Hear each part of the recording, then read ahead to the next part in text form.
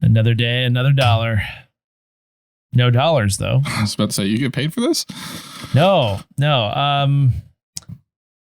Yeah, well, that's fun. Do you know there's some NASCAR driver, I think, that was like at a gas station in California that just got like stabbed by some guy? Welcome to Namely 90s. Wow. The podcast that takes you back to the time before smartphones, Google, and Y2K. Join your hosts as they relive the pop culture that shaped a generation and the parts that many people wish they could forget. Listen in to the conversation about how the decade defined those who spent their childhood there and how it shaped them as adults. So, turn down the grunge and dial up the internet. Let's get started. It's time for Namely 90s. That's right. You're listening to Namely 90s. My name's Andrew, and over there is Brandon. That's me. You can find us online at namely90s.com or on Twitter and Instagram at namely90s with a 90s. You can also find the show on YouTube every Monday at namely90s.com/YouTube. And finally, if you'd like to support the show, head on over to our Patreon page at patreon.com/namely90s with a 90s and get signed up for one of our support levels. Head on over. Get on over there and sign up on one of those. I don't know why I'm doing that voice. Neither do I. Okay. We're aggressive banjo music. We're surprisingly not as low energy as I thought we were going to be. Yeah, I was expecting to be very low energy. Same, me as well. You were expecting me to be low energy? No, I was expecting myself to be low energy. I had my disc golf tournament over the weekend, and then we had batting practice tonight for softball. We should discuss that at length. And my entire body is rejecting your pun. No, I slept most of the day. I'm sorry, Andrew. I know I slept 4 hours after working all night. Yeah. Well, some jackass texted me at like 7:53. Oh yeah, I have no concept of what time it is. I apologize. And not one, but 5 times. Did I text you 5 times? That's not at 7:53 over the course of the night. Oh, okay. But three times in a row at 7:53 in the morning today. And the only reason I know that is because I still haven't figured out how to turn the ringer off on one of my Mac devices that keeps ringing. It's not my phone. I still don't understand how the broad from House Hunters is like, I hate white cabinets. Oh, so basically you're saying you hate anything that looks good? Okay, cool. Then she said foliage. Foliage. Not foliage? Correct, sir. Oh, I thought that was a typo. No, she said foliage. Oh, God. Okay, I can see why you were angry. Horrible. Yeah, it was irate. Speaking of things that make you angry, I got my first NFT over the weekend. From a chicken restaurant? From a chicken restaurant. It's a foodborne illness, right? Yes. It is a non-fungible tinnitus. I really pulled it off of the end there.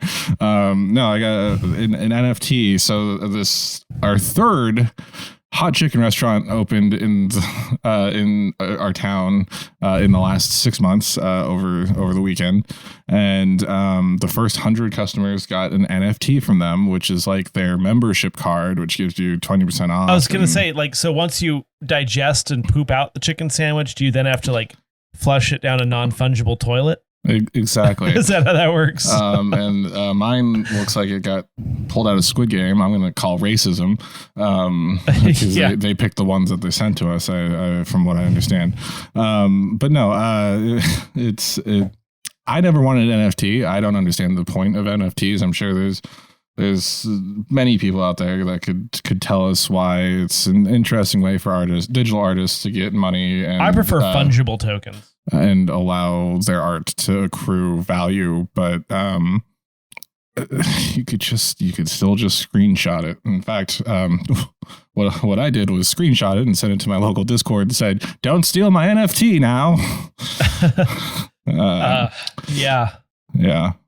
Meanwhile, you're going to be driving like a madman through California. Yeah, exactly. I feel like it's what's that movie where they're like driving through the desert, like these really like cool, like kind of jacked up cars that they built out of scrap metal, and then they like Mad Max. Mel Gibson's in that. Yes, he's in the first three. Yeah, I'm feeling Mad Max-ish somehow, even though that's in Australia, I'm pretty sure. Fury Road is the third one or fourth one that replaced him with I want to say Javier Bardem, but that's not the right one.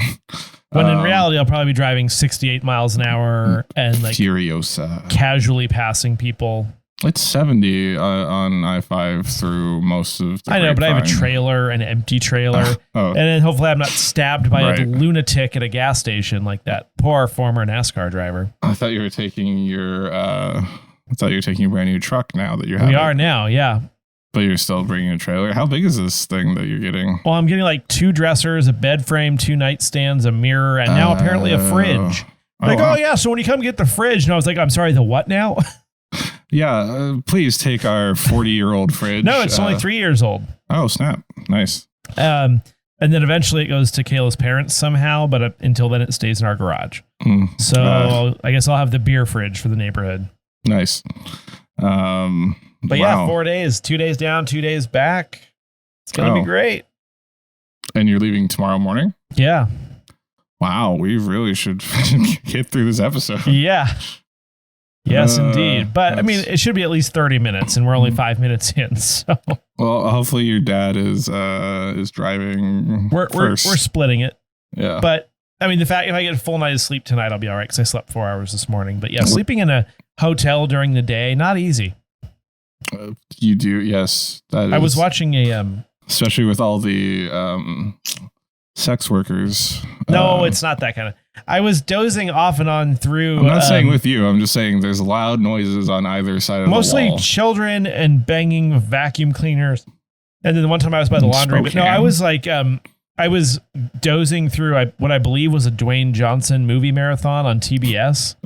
And I watched all of San Andreas because I had watched like 75% of San Andreas when I was flying down to see you the time that we flew into San Jose.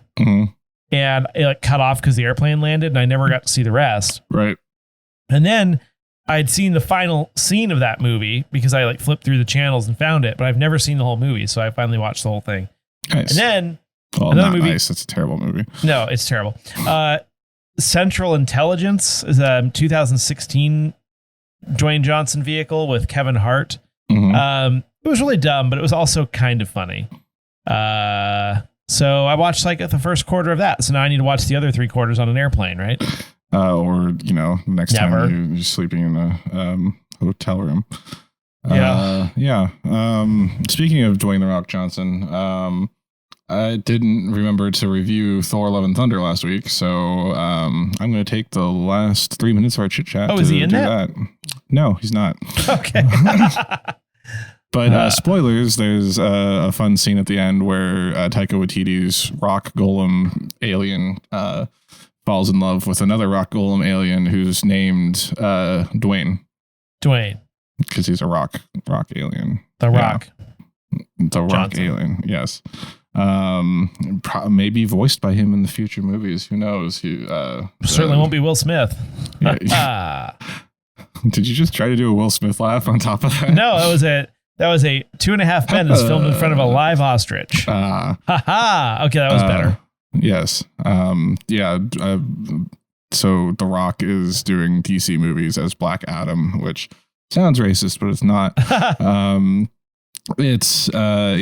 But she might drop in the MCU. You never know. He's a popular actor. Yeah, people show up all over the place in there. But yeah, Thor: Love and Thunder was good. You wouldn't like it. I think I told you this already. I'm not shocked. I think you would like Ragnarok. Oh, because Jeff Goldblum's in it, and the Taika Waititi. I think you would appreciate his humor, but at the same time, you would also be angry at it. Yeah, I'm sense. angry at most things. Yeah, you'd be annoyed, but you'd also be like, that's a funny joke. I also don't. I mean, as you know, I have a hard time with people who are like red hot at the time that they're red hot, and then later I'm like, oh, they're cool. Yeah. Which is unfortunate because he is now a very popular, sought after director. He's so mainstream. I wouldn't say. I feel like I know. I feel like one of those emo punk rock kids. Like that's so mainstream. I listened to that way before they were popular. The indie hipsters. Oh yeah, that's me.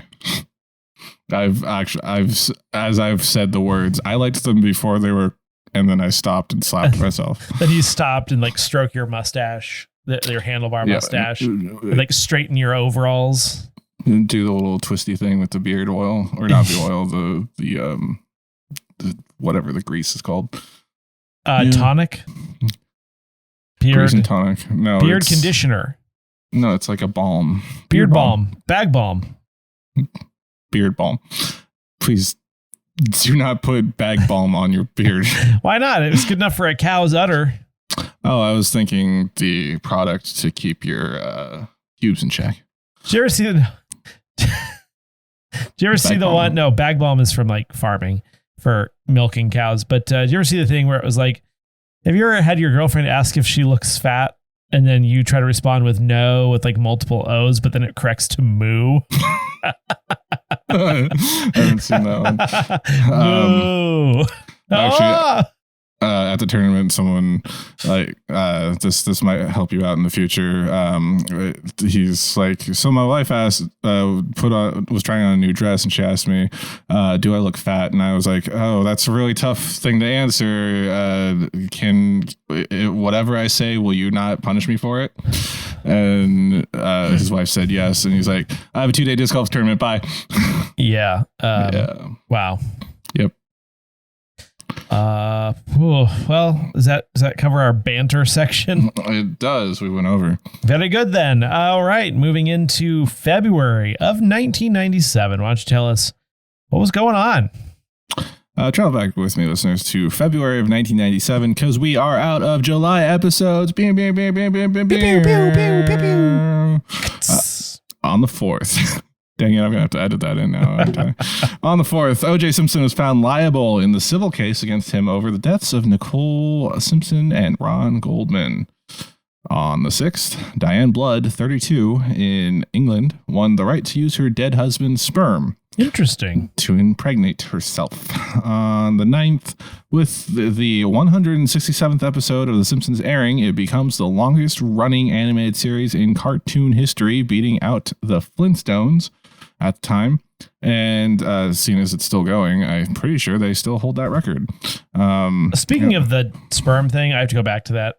Go ahead. Did you hear about that guy? I think he was like a fertility doctor who impregnated a bunch of women with his own semen, and then like had a bunch of these kids, like hundreds of them. I heard about this, and I thought it was like an episode of Law and Order or the X-Files. It's an episode of Family Guy. But then I remember my response was, so he went to jail for 1 billion years, right? And they were like, yeah, pretty much. That makes sense. I thought that was interesting. That is an episode of Family Guy.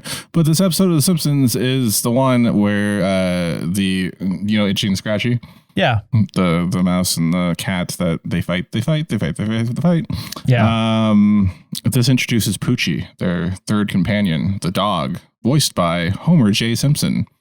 Oh. Do you remember that? We might talk about it a little bit later. We'll see. Anyway, on the 10th, Chloe Grace Moretz is born. Do you know who that is? No. She's an actress from the CW. No. Okay. She was in like Kick-Ass. I think you'd recognize her. She's probably in everything that you'd never seen. But she got popular as like the daughter in Kick-Ass, where she was like played with a butterfly knife and like killed people. She looks vaguely familiar. She was in the reboot of Carrie. She was in Tom and Jerry. Okay. She's in she had some work done. She had some episodes of 30 Rock. I don't think she had some work done. She just isn't a child anymore. I mean, there's nothing wrong with having work done. I'm just saying she looked a lot different. Yes, I believe puberty hit. I mean, more power to you. I mean, have work done. I'm fine. Like, whatever. I'm pretty sure she had puberty. Anyway, on the 10th, Mario Kart 64 releases in the United States, which is, I believe, we briefly talked about in Kayla's episode over Christmas. On the 13th, Michael Jackson Jr. is born. He is his oldest son, which is Prince #1, not Blanket. Blanket. Yes. Just can't get over that. Yes. Right. Well, Blanket, I believe, was his nickname. Okay. From what I was Googling. On the 15th, Tara Lipinski wins the U.S. Female Figure Skating Championship. Also on the 15th, Gargoyles ends. Do you remember Gargoyles? It was an animated series. Gargoyle statues came to life at night and they fought crime. I do not recall that. I think it was on the Disney Channel. Anyway, the Gargoyle leader was named Goliath and he was voiced by Keith David. On the 22nd, the digital board on Wheel of Fortune is debuted, retiring the manual reveal. And I remember this. Vanna Weiss. Really?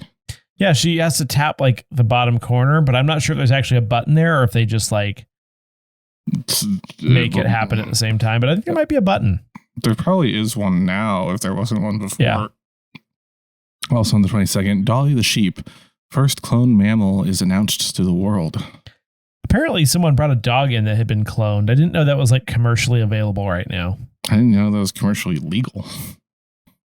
It's a crazy world out there. Yeah. Also on the 23rd, on the 23rd, NBC airs Schindler's List uncensored. Wow. Yeah. Especially since it's actually, I've never seen Schindler's List. On the 26th, have you? I feel like you wouldn't have. Yeah, we had to watch it in school. Really? Yeah. Wow.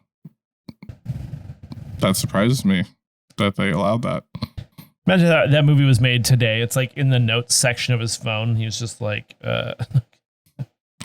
Yes, Namely 90s presents a modern take on Schindler's List in Southside Chicago. Yeah, someone's like, am I on the list? And then Liam Neeson's just like, IDK. They're texting. On the 26th, ABC's Vegas crossover event occurs. This has the Drew Carey Show, Coach, Grace Under Fire, and Ellen all having episodes taking place in Las Vegas. You know how much Andrew loves the crossover events. I love Grace Under Fire, my favorite. That's the one I did not recognize. No, I don't know what the hell that is. I didn't realize Coach was still running in Craig T. Nelson. 97. That's impressive. Because I know I watched the Drew Carey Show episode and possibly the Ellen episode. On the 28th, cigarette purchasers have to prove they're 18 or older to purchase cigarettes in the United States. Huh. Which means they now had to show their IDs. It was still, yeah. Also on the 28th, Independence Day for the PlayStation 1 and Sega Saturn is released, as well as Mega Man 8 for the PlayStation 1 and Sega Saturn, and Turok Dinosaur Hunter for the Nintendo 64. I never played that game, and I know people loved that game back then. I think, yeah, I never played it either. I recall it looking like Doom, but with dinosaurs. Someone correct us on that. In the box office, February of 1997, on the 7th, we have Dante's Peak. Oh, yeah. On the 14th, we have Vegas Vacation, National Lampoon's Vegas Vacation. On the 21st, we have Empire Strikes Back Special Edition. On the 25th, Andrew's favorite, Leprechaun 4 in Space. And on the 28th, we have Donnie Brasco, which I have no idea what that is or why I put it on there. So, Donnie Brasco. But it stars Al Pacino, Johnny Depp, Michael Madsen, Anne Heche. Okay. Wow. Paul Giamatti. Paul Giamatti. Just saw him in San Andreas. Plays the scientist. Great character actor. Sat in the same booth he sat in Sideways. We did. In Saldang. Editor, I'm not going to make you throw that picture up again because I don't know where it is on your phone. Yeah, it's based loosely on this true story of Pistone, a FBI undercover agent who infiltrated the Bonanno crime family in New York during the 1970s under the alias Donnie Brasco, a jewel thief from Vero Beach, Florida. Whatever. On the Billboard charts, number 1 for February 1997 and all the way from December 1996 is Unbreak My Heart by Toni Braxton for the first 3 weeks. And the final week, it loses out to, and it goes into March, is Wannabe by the Spice Girls. Continuing on for the last week of February 1997, number 3 is Can't Nobody Hold Me Down by Puff Daddy and Maze. Number 4 is I Believe I Can Fly from Space Jam by incarcerated pedophile. He Who Shall Not Be Named. Number 6, Foolish Game / You Were Meant for Me by Jewel. Incarcerated. Number 13, he got charged like no, I know. I just that was a very apt way to describe him. It just made me laugh. And No Diggity by Blackstreet featuring Dr. Dre. No doubt. Number 17, Don't Cry for Me, Argentina by Madonna. Oh, yeah. Did you have to watch Evita in school? We had to watch it. No, we had to watch Joseph and Amazing Technicolor Dreamcoat. I believe I actually watched it in Latin American history class in college. I also took Japanese, and I didn't take any language in college. I remember the commercials. I thought Madonna did a good job singing that song. Yeah. And as we'll find out in a few weeks, she's not a bad actress. Tease. That's a tease for our August special. Number 19, Where Do You Go by No Mercy. Where do you go? My Lovely. Is that what he says? Yes. Yeah. He. Well, two guys, I think. Number 20. Finally, number 20. If It Makes You Happy by Sheryl Crow. Sheryl Crow. All you do is sound like you're a smoker and then kind of like have a high pitched voice. Isn't that counter? Contrary to If It Makes You Happy.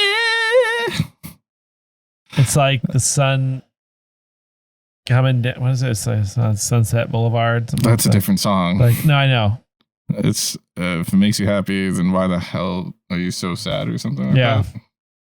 Because you're married to Lance Armstrong, who has one testicle and also cheated. And is a known liar. Yeah, exactly. Yeah, that was a weird thing to say.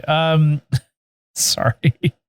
Well, you talked about ball bags earlier, and now bag balm. Actually, and now let's go to Brandon for the Namely 90s Minute. Welcome back to our mid-episode break, Namely 90s Minute. Every week we look back at a culturally relevant show, movie, or piece of pop culture that probably helps stoke the algorithm. This week, in honor of Season 3 of Harley Quinn coming to HBO Max, not a sponsor, we are looking back at the third appearance of Harley Quinn in Batman the Animated Series in the episode Harley and Ivy.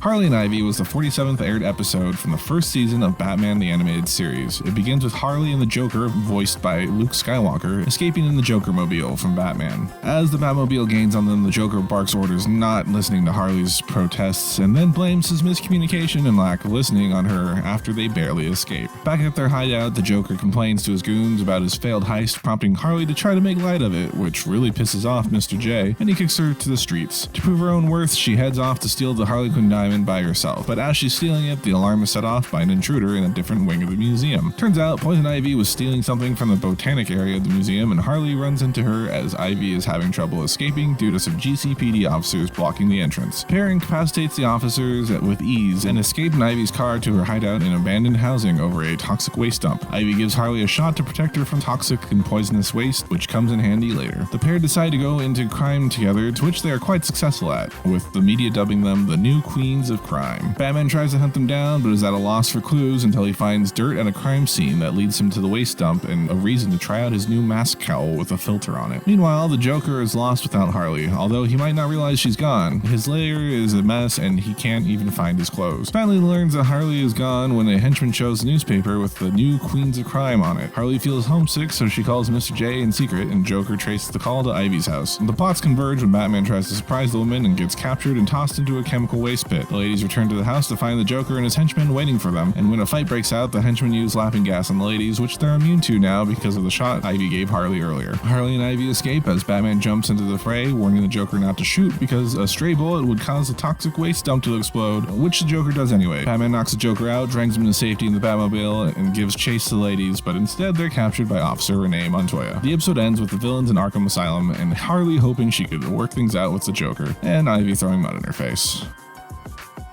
And that's the Batman the Animated Series episode, Harley and Ivy, in an Namely 90s Minute. More or less. And now, back to the show. Anywhere you want to go? Because we've talked about a lot of this already. Well, we've talked about a lot of it. Like Dante's Peak, we've definitely like referenced a lot. That's the only one we haven't talked about in depth. Right. But I have referenced it in a lot. But not enough to fill like No. I just love the scene. Well, okay. That's a weird way to put it. I always remembered the scene where the grandma gets boiled in like the acid water and like the bottom half of her melts away. Love that scene. And then I remember the other scene where he tries to drive the like Suburban through the lava and it like doesn't work very well, as you'd imagine. Doesn't it cook those teenagers in the hot spring? Yes, that's the opening scene, I think. Or one of the opening scenes. Yeah, love Dante's Peak. We could probably start there. I thought we were. Well, I know, but you have your little blurb. So blurb it up, bro. Oh, fine. Dante's Peak is a 1997 American disaster thriller film directed by people who I don't care about, starring Pierce Brosnan, Linda Hamilton, and Charles Hallahan. And sorry if Charles Hallahan directed this film. Yeah, well, their career clearly didn't go anywhere. It is the better Volcano movie, though. It was up against the more accurate Tommy Lee Jones' Volcano, right? Well, I mean, he directed Cocktail. I mean, I do like Tommy Lee Jones. Don't get me wrong. And something called The World's Fastest Indian. He also produced. Wait, the name of the town was Dante's Peak? Yeah. The mountain wasn't called Dante's Peak? The mountain was Dante, wasn't it? Okay. As in Inferno? Disco Inferno? Burn, baby, burn. Yeah, so the film is set in a fictional town of Dante's Peak, where the inhabitants fight to survive a volcanic eruption from a long dormant stratovolcano that has suddenly woken up. It's released in 1997. It's a box office bomb, and they had negative reviews from critics, but it's since gained a cult following because that's what terrible movies do. It didn't do well? No. Let's see. Box office. It debuted. Well, it debuted the same weekend as Star Wars. One of the special edition re-releases. Was it Empire Strikes Back? Empire Strikes First. Well, that's a Bad Religion album, actually. Well, it's weird that it in our box office tally it was two different weekends, but whatever. After 8 weeks in theaters, it grossed $67.1 million. It was number 2 in the box office the weekend it debuted. But it only took in $18 million the opening weekend and a total of $178 million worldwide. Its explosive storyline is reduced to rubble by poor writing. That's probably some sort of stupid thing that someone wrote. Critical reception, unlike Volcano, Dante's Peak received mostly negative reviews. Volcano got good reviews? Yep. Wow. Rotten Tomatoes gave the film a 28% rating based on 32 reviews, compared to a 50% rating from 46 reviews for Volcano. The consensus is Dante's Peak works when things are on fire, but everything else from the dialogue to characters is scathingly bad, and I agree with that. Oh, I thought it was fine. There's no chemistry between Pierce Brosnan and Linda Hamilton. But this is peak Pierce Brosnan, time-wise. It is. And it's just off of the peak Linda Hamilton, if we're being honest. Yeah. There's nobody in this movie. Sorry. Well, like the thing they did was this film, like you said, you had to watch Evita. This film is popular viewing for discussions in science classes around the United States because they did their best to be informational and like factual with their volcano killing, which is nice. But like as I've stated before, it suffers from the common trope of scientist comes in and says this is about to go all wrong, and they're like, no, you don't know what you're talking about. It's a volcano. It could erupt at any time. So you say that, but after, I don't know, the last 3 years, I would bet that if someone told people that there's a volcano that's about to go off. No one would listen to them, and they would be like, I've been living here for 75 years, and I ain't never seen no volcano. Yeah. What's that thing from where I think they're trying to sell there's a volcano coming this way and you need insurance? Is that from Family Guy or The Simpsons? I think that's Family Guy. Oh, okay. Yes. But Linda Hamilton's in it. The daughter. You're gonna love this. Where is the daughter? What's her name? Jamie Renee Smith. Jamie Renee Smith, best known as her roles as Tara Westover, Margaret Rhodes, and Laura Wando in the following films: MVP, Most Valuable Primate, Children of the Corn 4, The Gathering, and Dante's Peak. But my favorite is Most Valuable Primate. This is the one where this is a Air Bud franchise. No. No. And the monkey plays. Can you guess which sport? Baseball. Hockey. There's another monkey movie with why? With Matt LeBlanc. No. Yep. Hate it. It sparked the MVP trilogy. Yeah. That's filmed in the town of Wallace, Idaho, which is not too far from here. That's a fact about that movie.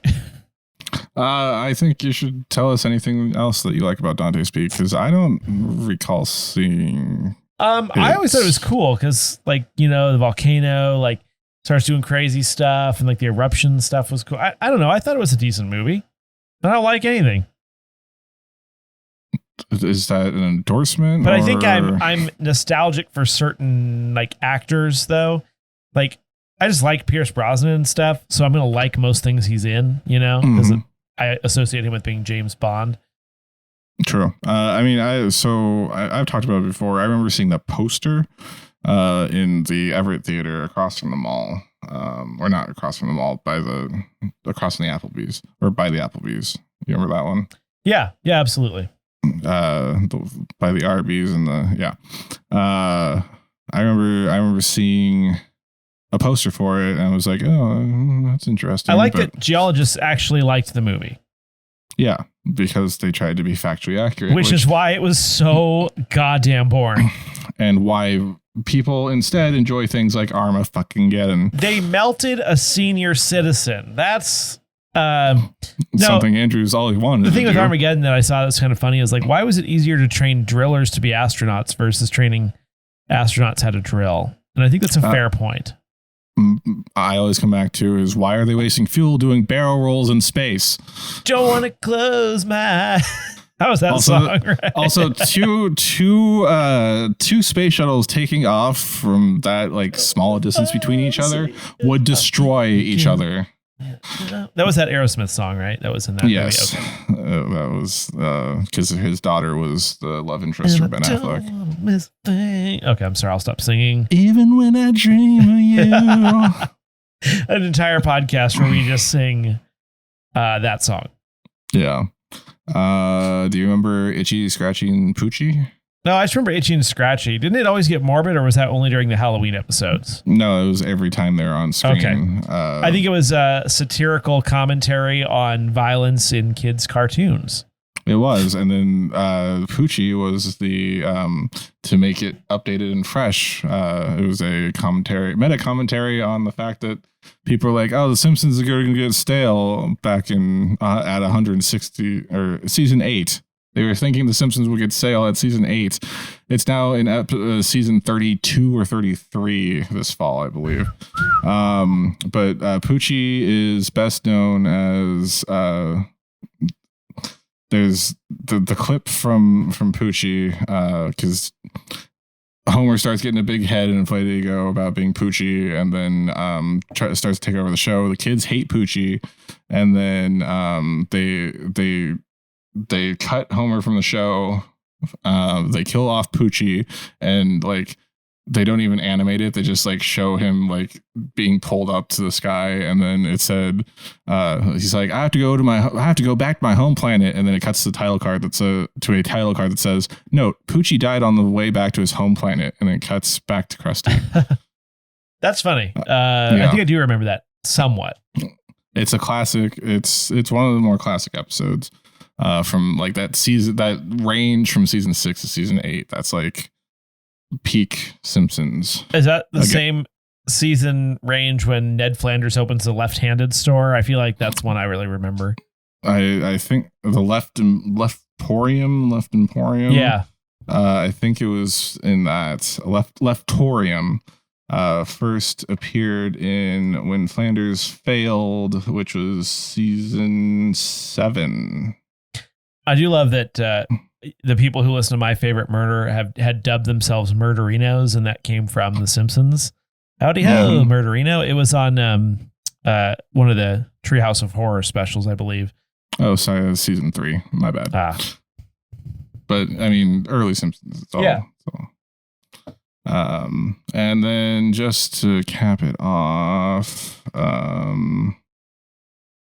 reading from the beautiful poets Emma Bunton, Jerry Halliwell, Melanie Brown. Oh no, I can see it in the URL. Oh no. Yo, I'll tell you what I want, what I really, really want. So tell me what you want, what you really, really want. I'll tell you what I want, what I really, really want. So tell me what you want, what you really, really want. I wanna ha, I wanna ha, I wanna ha, I wanna ha, I wanna really, really, really wanna zigga zig ah. If you want my future, forget my past. If you want to get with me, better make it fast. Now don't go wasting my precious time. Get your act together, we could be just fine. I'll tell you what I want, what I really, really want. So tell me what you want. What you really, really want. I wanna. The heavy breathing it's freaking me out. I wanna really, really, really wanna zigga zig ah. If you wanna be my lover, you gotta get with my friends. Gotta get with my friends. Make it last forever. Friendship never ends. If you wanna be my lover, you have got to give. Taking is too easy, but that's the way it is. The way it is. Oh, what do you think about that? Now you know how I feel. Say, you can handle my love. Are you for real? Are you for real? I won't be hasty. I'll give you a try. If you really bug me, then I'll say goodbye. This is so... how is this even a song? Yo, I'll tell you what I want. What I really, really want. Okay. So tell me what you want, what you really, really want. I wanna. What is it saying there? When you make that sound, what is it actually saying on the screen? Parenthesis ha. Close parenthesis. I wanna ha. Oh, it's awkward. I wanna really, really, really wanna zigga zig ah. What does zigga zig ah mean? Is it like a British slang term? Possibly. If you want to be my lover, you gotta get with my friends. You gotta get with my friends. Make it last forever. Friendship never ends. If you want to be my lover, you've got to give. You've got to give. Taking is too easy, but that's the way it is. So here's a story from A to Z. You want to get with me, you gotta listen carefully. We go M in the place who likes it in your face. You got G like MC who likes it on a easy V, doesn't come for free. She's a real lady. And as for me, ha, you'll see. Slam your body down and wind it all around. Slam your body down. Slam your body down and wind it all around. If you want to be my lover, you've got to get with my friends. Gotta get with my friends. Make it last forever. Friendship never ends. If you want to be my lover, you've got to give. You've got to give. So she wants him to hook up with her friends? That's what it sounds like she's asking for. Taking is too easy, but that's the way it is. And friendship never ends. And that's the theme of this podcast. If you want to be my lover, you gotta slam, slam, slam, slam, make it last forever. Slam your body down and wind it all around. Slam your body down and wind it all around. ha, Ha, ha. Slam your body down and wind it all around. Slam your body down and zigga zig ah.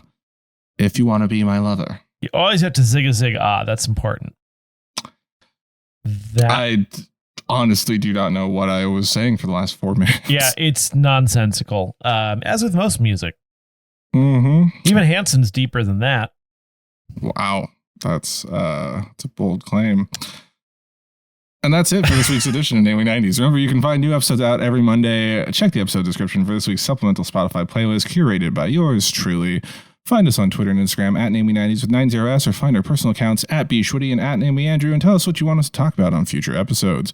If you'd like to support the show, please check out our Patreon at patreon.com/Namely90s, also with a 90s. Finally, you can also contact us through our website, not really, Namely90s.com. Please subscribe to us on Apple Podcasts, Stitcher, Google Podcasts, Spotify, YouTube, Zigga, Deezer, TuneIn, iHeart, Good Pods, and wherever you get your podcasts from.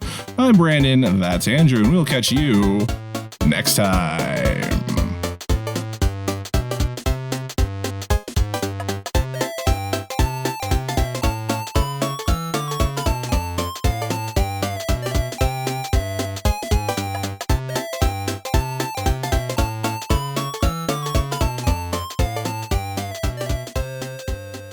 If you want to be my lover. Okay, sorry.